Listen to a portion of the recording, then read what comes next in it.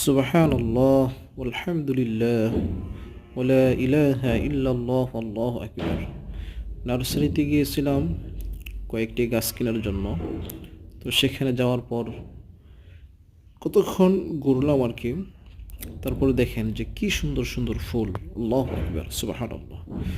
দুনিয়াতে যদি আল্লাহর সৃষ্টি এত সুন্দর হয়, তাহলে চিন্তা করেন যে জান্নাতে আল্লাহ সুবহানাহু ওয়া তাআলা মানুষের নয়ন বিরাম চোখে জুড়িয়ে দেওয়ার জন্য কত সুন্দর সুন্দর ফুল, গাছপালা, তরুলতা সৃষ্টি করেছেন। দুনিয়ার ফুলগুলি যদি এত সুন্দর হয়, দুনিয়ার গাছগুলি যদি দেখতে এত ভালো লাগে, তাহলে আল্লাহ সুবহানাহু ওয়া তাআলা মানুষের জন্য তিনি যে জান্নাত তৈরি করেছেন, সেই জান্নাতের অবস্থাটা কেমন হবে আমরা একটু কল্পনা করি। আল্লাহ রাসূল সাল্লাল্লাহু আলাইহি ওয়াসাল্লাম কি বলেন যে জান্নাতের নিয়ামত আজ পর্যন্ত কোনো মানুষ চোখে দেখে নাই। আল্লাহ সুবহানাহু ওয়া তাআলা সেই জান্নাতে যাওয়ার তৌফিক দান করুক।